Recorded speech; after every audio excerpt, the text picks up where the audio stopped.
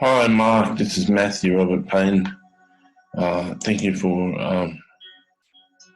for requesting your blueprint, and thank you for trusting in my service. Normally, when I do a prophetic destiny blueprint, the person has quite a number of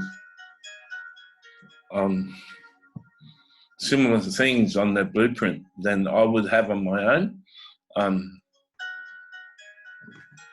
Interesting enough, that must be just how the Lord arranges it. When I do words of knowledge in prophetic readings over people's character, about 80% of the character traits I mention are in myself too. So it's just the way the Lord allows me to speak deeply into people, because I understand deeply the things that he talks about. But on this one, everyone seems to be different to what I've done. I was going to do a commentary for the book of James, but I didn't. But apart from that, I see this as different to myself. If you're just tuning in and seeing what's a prophetic destiny blueprint, this is like a look at some of the things that you're meant to do with in your life, and we can live a life and be totally devoid of knowledge of what we're meant to be doing. Sometimes a prophet can come along and show us things that we may have thought of doing, but it's a bit more concrete. If a total stranger says, meant to do this, and this. So that's what this is, and he's ordered one, and I'll take 20 minutes or so and say the things that come out. I may not spend 30 minutes. I have been elevated in my mood in the past. The medication I'm on now is pulling me right down. But I'll spend enough time as I can on each to tell you. In the description tag underneath the video, I'll have the 8 things mentioned, and you can look at them one by one as a list and see for yourself what the Lord has said.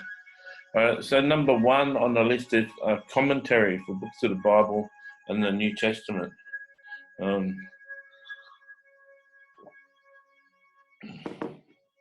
can see that as a major work, taking a lot of time, but I can see I've got up on the corner there, those 2 brown ones. They're a commentary of the New Testament. I can see you doing one for each book and having exhaustive study and doing a wonderful job of them. And that's probably 1 in 10,000 Christians would do that. I think it's more than 1 in 1,000 would write a commentary, and I can see you doing a number of them. If you've already started on one, you're going in the right direction. But so that's one thing I see.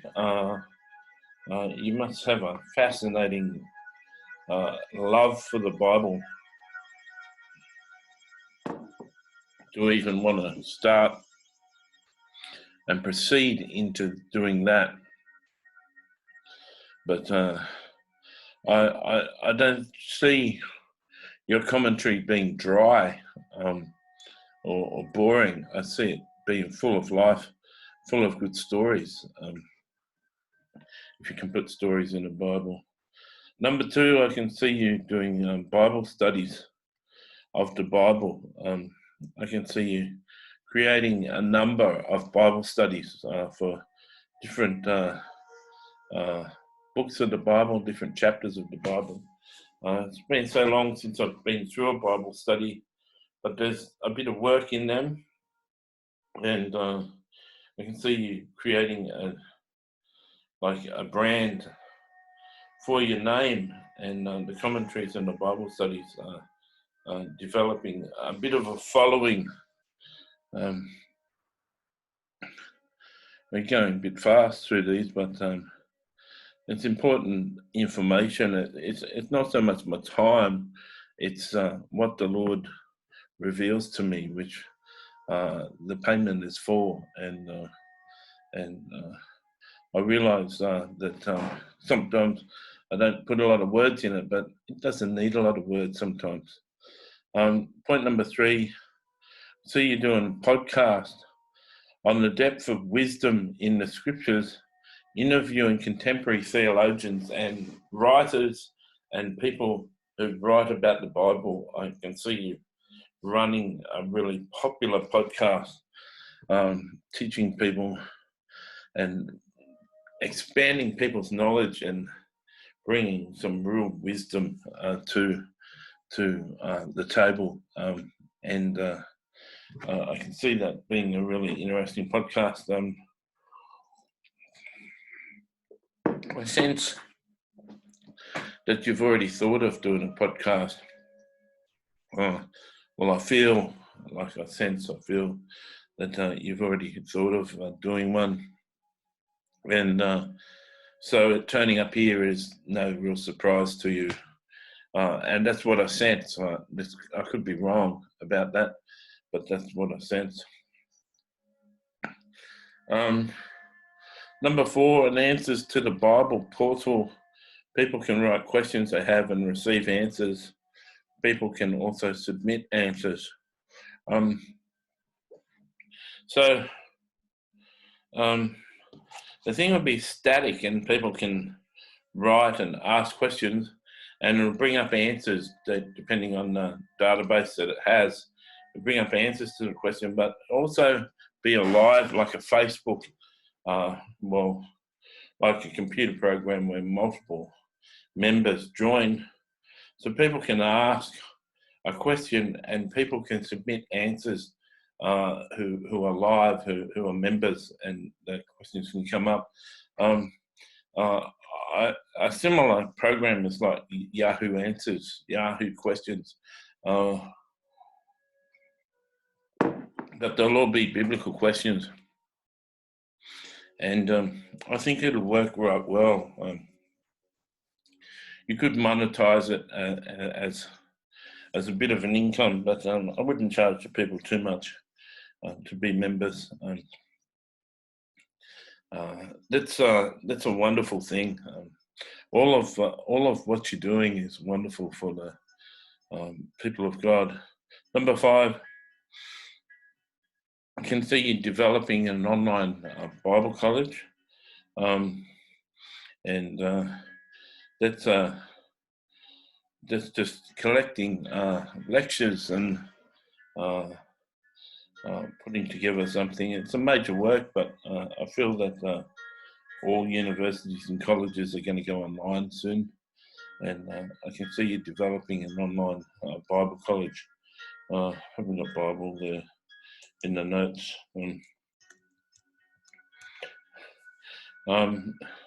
Number 6, I can see you as a lecturer in a Bible college. I don't know if you're already doing that, but I can see you doing lectures on certain books of the Bible, certain subjects, and you could also become a lecturer on the online course after you've done the contemporary, the commentary on the books of the Bible. You could actually lecture on those books out of your commentary.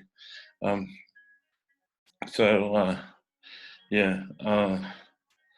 really apologise for how short this is going to be. Number 7, a teacher and a writer. I can see you writing blogs, books, and having magazine submissions. So I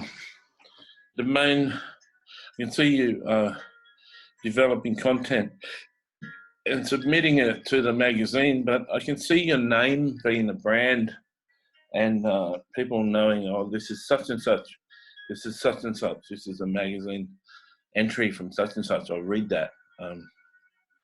And I can see that your books will be popular too in times to come. I can see a real branding on your name, or something that you create a brand name for yourself that'll be popular with the world, with the Christian fellowship, with the Christian faith, will enjoy your name and your brand, and all the blogs you do, and all the books you write, and all the magazine submissions you do will be popular, and people will follow you. One thing I get about you is that you're very serious about your faith. Your faith, you can laugh and joke around and be funny, but you're a serious person, and you're serious about your relationship and your faith with God, and it's no laughing matter to you. It's a serious thing, and that'll come through in your teaching. Really, people will realise that we serve a serious God with serious consequences and serious judgments, and He's a holy God, and people are going to realise that through how you teach and what you teach. Number 8, I've seen an itinerant speaker, so I can see you being a guest speaker, even being like a conference speaker in the future, and you can see you traveling and speaking. So these are the things I see for you. Once again, I apologise for the time. I haven't taken a lot of time to expand what I've said here, but these are the things that I saw for you, and I hope it blesses you. I hope I want to offer you that we can talk on Zoom or Skype, and put together, or spend some time talking about what I've just said that you can do, and that would be a pleasure. I